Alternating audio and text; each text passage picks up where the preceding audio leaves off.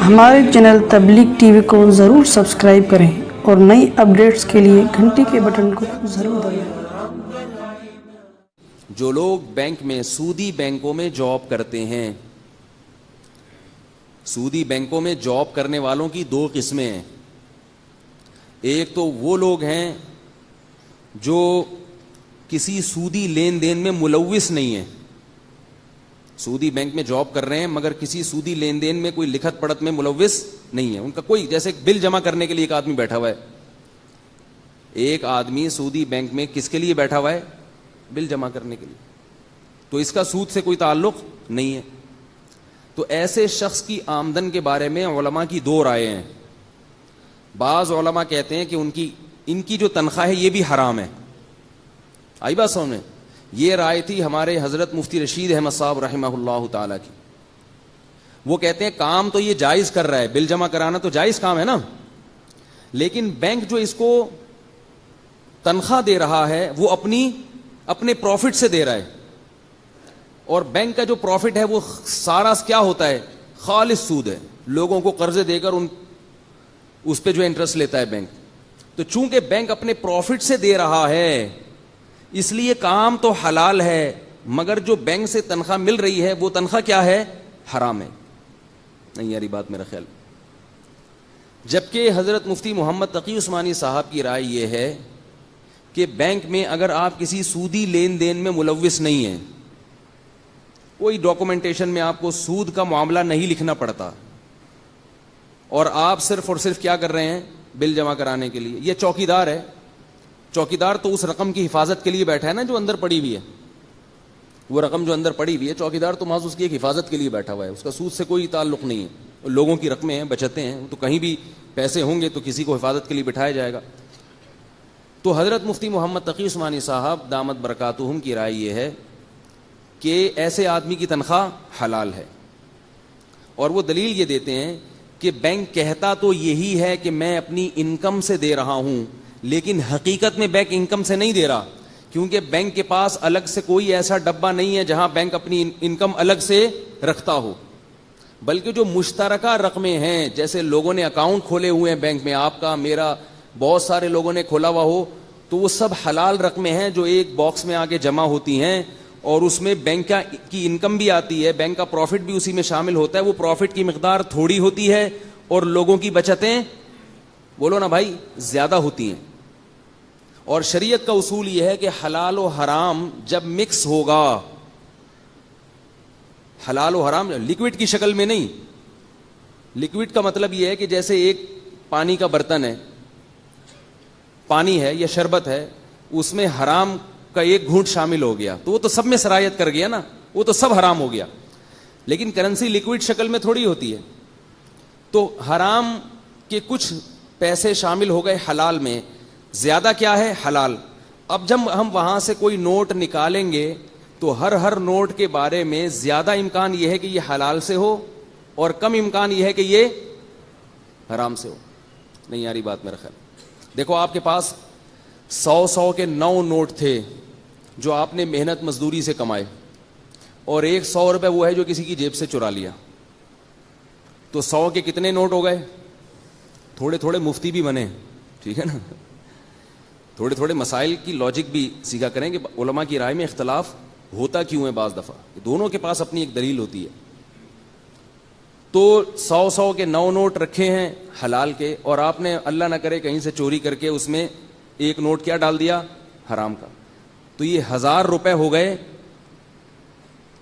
ان میں 90% حلال ہیں اور 10% حرام۔ اب یہ جو 100 کے 10 نوٹ پڑے ہیں، تو جب بھی کوئی نوٹ آپ اٹھائیں گے اور مکس کر دیا، اب آپ کو پتہ نہیں ہے کہ اس میں حرام کا کون سا ہے، تو جب بھی ایک نوٹ آپ اٹھائیں گے تو ہر نوٹ کے بارے میں 90% امکان ہوگا کہ یہ حلال کا ہے، اور 10% چانس ہوگا کہ یہ حرام کا ہے۔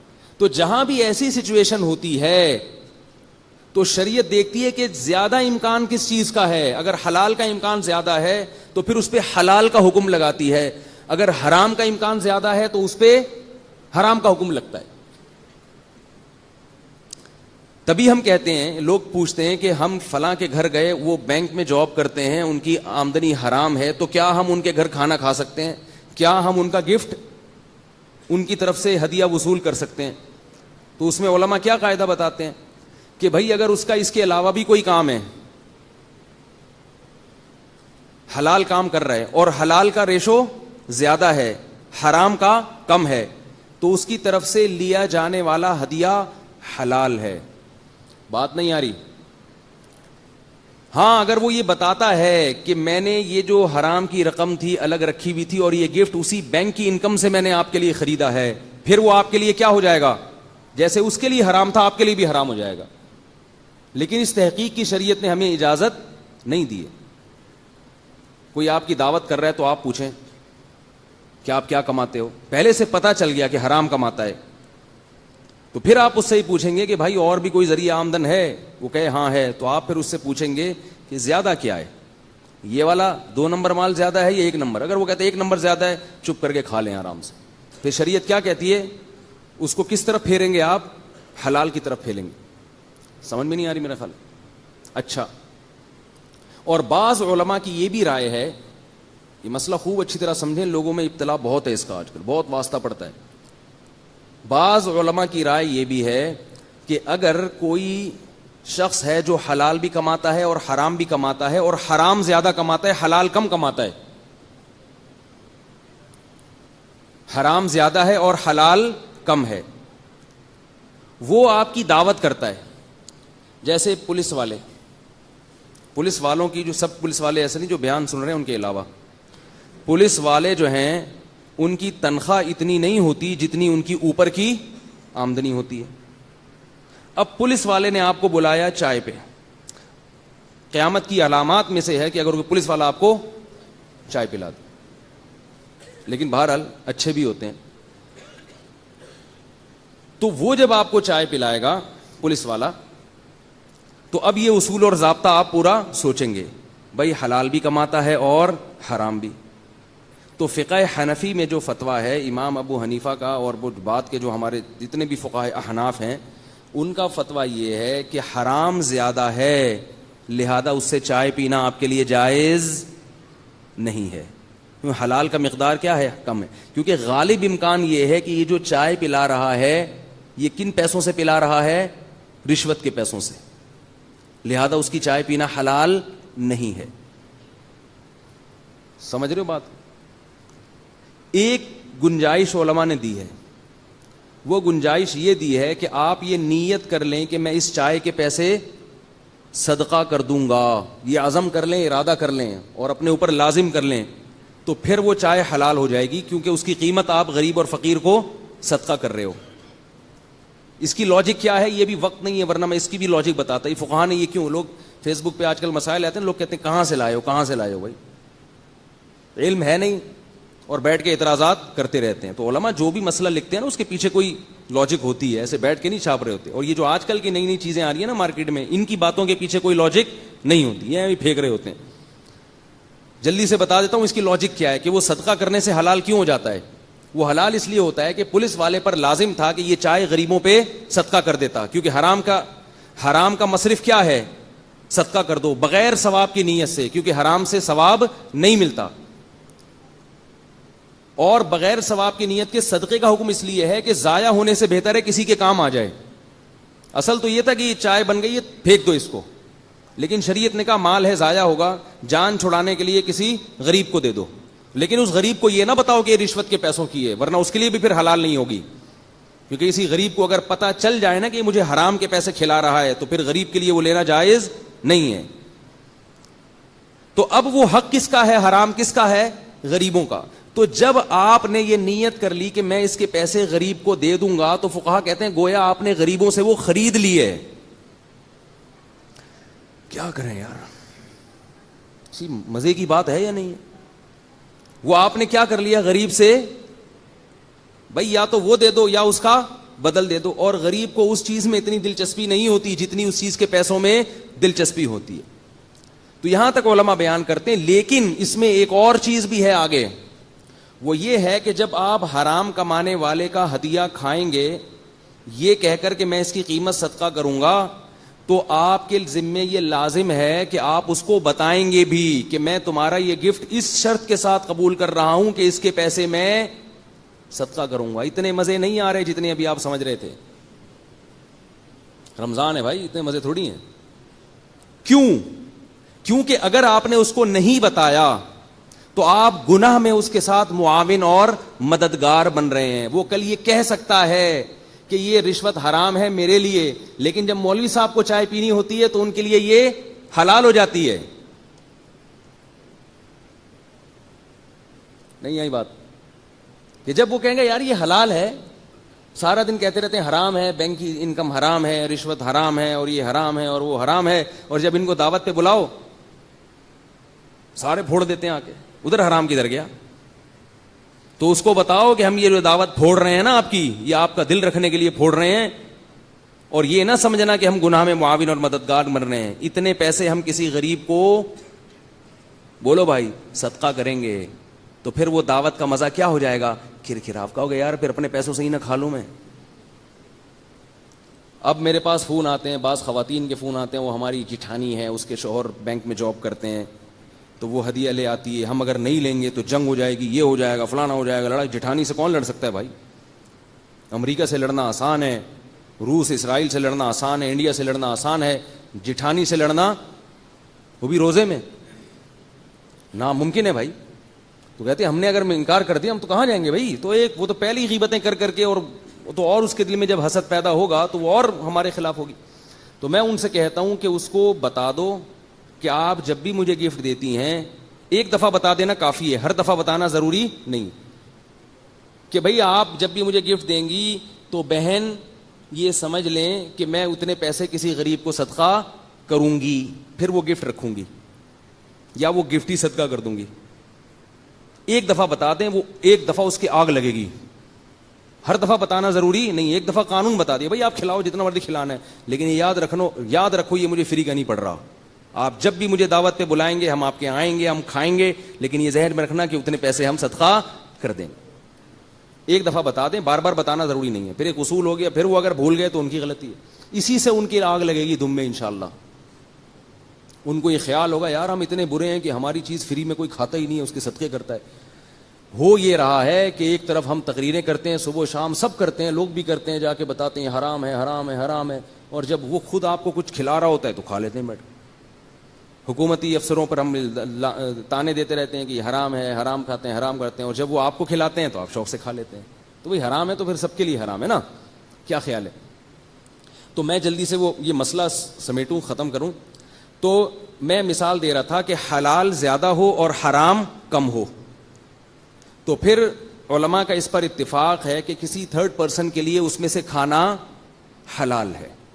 سمجھ رہے ہو؟ کیونکہ زیادہ کیا ہے؟ حرام. ہاں جب وہ خود بتائے گا کہ یہ میں نے حرام سے کھلا رہا ہوں، یا آپ نے خود دیکھا کہ اس نے تنخواہ لی اور آپ کو لے کے چلا گیا کچھ کھلانے کے لیے، تو وہ تو چونکہ اس نے مکس نہیں کیا نا ابھی، اس لیے پھر وہ ناجائز رہے گا. لیکن اسلاف میں ہمارے بعض صحابہ ایسے بھی گزرے ہیں جو یہ کہا کرتے تھے، ان کا یہ قول تھا کہ اگر کسی کی آمدن میں حلال بھی ہے حرام بھی ہے، اور حرام زیادہ ہے حلال کم ہے، لیکن وہ اس نے مکس کر دیا ان کو، تو اس کے لیے تو یہ حرام ہے، لیکن تھرڈ پرسن کو جب وہ کوئی دعوت کرے گا یا اس کو کھلائے گا تو یوں سمجھا جائے گا کہ وہ کس میں سے کر رہا ہے؟ حلال میں سے. آئی بات سن؟ یہ بعض صحابہ سے بھی منقول ہے، بعض تابعین سے بھی منقول. فقہ حنفی میں اس پہ فتویٰ نہیں ہے کیونکہ یہ احتیاط کے خلاف ہے. ان صحابہ کے قول پہ فتویٰ ہے جنہوں نے اکثریت پر حکم کا مدار رکھا ہے. لیکن امام شافعی رحمہ اللہ اور امام احمد ابن حنبل کا یہی قول ہے کہ اگر حلال زیادہ ہو، حرام زیادہ ہو اور حلال کم ہو، اور آپ کو یقین نہیں ہے کہ یہ حرام ہی سے کھلا رہا ہے، تو ہم اس کو کس پہ محمول کریں گے؟ کہ حلال سے کھلا رہا ہوگا. تو یہ قول فقہ حنفی میں فتویٰ نہیں ہے اس پر، لیکن کہیں بہت شدید مجبوری ہو اور بھاگنے کا راستہ نہ ہو تو علماء کہتے ہیں کہ انتہائی شدید مجبوری میں اس قول پر بھی عمل کرنے کی گنجائش، بولو نا بھائی جہاں تک شریعت نے لچک رکھی ہے وہ تو ہم دیں گے نا لوگوں کو، تو ہمارے ابا کا تو دین ہے نہیں. عام حالات میں اسی قول پر عمل کریں جو احتیاط والا قول ہے کہ حلال غالب ہے تو ٹھیک ہے, حرام غالب ہے تو صحیح نہیں ہے, اور دونوں ہیں برابر ہیں تو احتیاط کریں اس میں. اور اگر کبھی بہت ہی کوئی, جیسے بعض لوگ یورپ امریکہ میں جاتے ہیں ان کے لیے بڑی مصیبت بن جاتی ہے, بہت مشکل میں آ جاتے ہیں, تو کہاں سے کہاں بات چلی گئی. تو میں یہ عرض کر رہا تھا کہ بینک کی آمدن کے بارے میں علماء کی کتنی رائے ہیں؟ دو. ایک تو وہ بینک کے ملازمین ہیں جو سودی لین دین میں ملوث نہیں ہے, بل جمع کرنے کے لیے بیٹھے ہوئے, چوکیداری کے لیے بیٹھے ہوئے, ان کی انکم بعض علماء کے نزدیک حرام ہے, جن میں ہمارے شیخ حضرت مفتی رشید احمد صاحب تھے. وہ کہتے تھے کہ بینک دیتا کس سے ہے ان کو تنخواہ؟ اپنی انکم سے دیتا, اسی کی طرف نسبت کرتا ہے.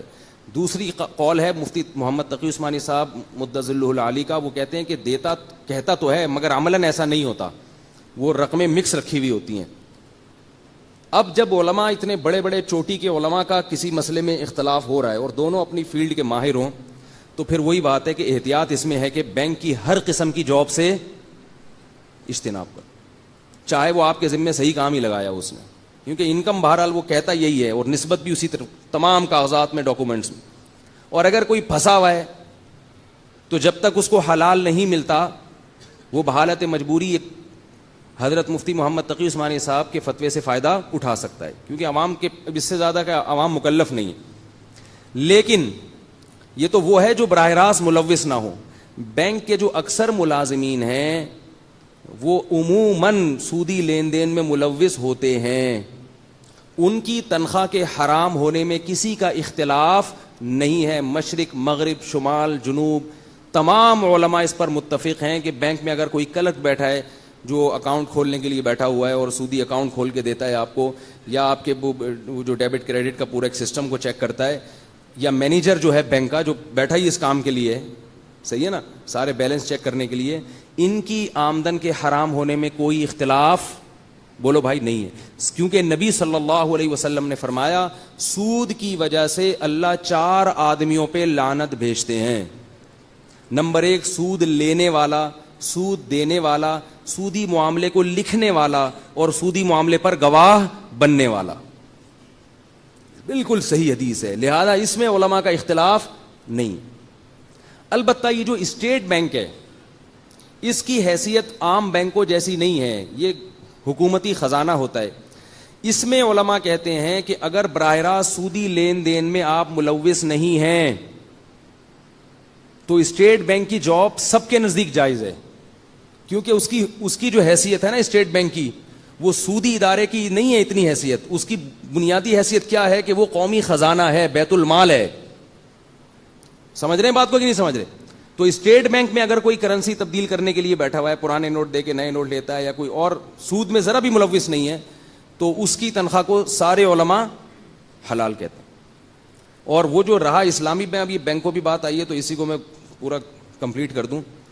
رہے اسلامی بینک, میزان بینک ہے یا بینک اسلامی ہے یا اس طرح کے اور اس بینکوں کی برانچیں کھل گئی ہیں, تو اس میں بھی مسئلہ یہ ہے کہ اس کے جائز ہونے کا ہم فتویٰ دیتے ہیں کیونکہ ہم نے پڑھا ہے اس کو, اندر جا کے پورا سسٹم دیکھا ہے ان کا. لیکن یاد رکھو کہ یہ حلال تو ہیں مگر حلال طیب نہیں ہیں. ایک ہوتا ہے حلال, پان بھی تو حلال ہے نا مگر کھانے کی چیز ہے بھائی. آپ کہو بڑے بڑے علماء کھاتے ہیں, تو میں جن بھی بڑے علماء کو میں نے دیکھا نا جو کھاتے ہیں وہ خود پچھتا رہے ہیں کہ کاش ہم یہ بچپن میں عادت ہمیں نہ پڑتی. حضرت مفتی محمد رفیع عثمانی صاحب پان کھاتے ہیں. ہمارے ایک استاذ کہتے ہیں, میں ان کے پاس گیا, میں نے کہا میں نے پان سے توبہ کر لی ہے. انہوں نے کہا واقعی یہ بہت بری چیز ہے, میں بھی کئی دفعہ چھوڑ چکا ہوں الحمدللہ. بات نہیں آ رہی سمجھ میں؟ انہوں نے کہا یہ پان کھانے کی چیز نہیں ہے, میں بھی کئی دفعہ چھوڑ چکا ہوں. اتنی بری چیز ہے کہ میں کئی دفعہ چھوڑ چکا ہوں. تو بھائی ایک ہی دفعہ چھوڑنا چاہیے نا. تو ان کا مقصد یہ تھا کہ عادت ایسی پڑ گئی ہے تمباکو کی بچپن سے کہ اب چھوڑ کے دوبارہ شروع ہو جاتا ہے. تو جو علماء کھاتے ہیں وہ اس کو پسند نہیں کرتے. نیکوٹین ہے, کیفین ہے, صحت کی بربادی ہے, گلے کا کینسر ہے. تو یاد رکھو یہ جو میزان بینک ہے یا بینک اسلامی کے جواز کا علماء فتویٰ دیتے ہیں تو یہ مطلب نہیں ہے کہ یہ بہت اچھے بینک ہیں اور بہت خوبصورت طریقے سے اس میں تجارت ہو رہی ہے 100% اسلامی اصولوں کے مطابق. ایسا نہیں ہے. میرے بھی بیانات ہیں بینکنگ کی حمایت میں, تو اس کو لوگ سمجھتے ہیں کہ میں ترغیب دے رہا ہوں.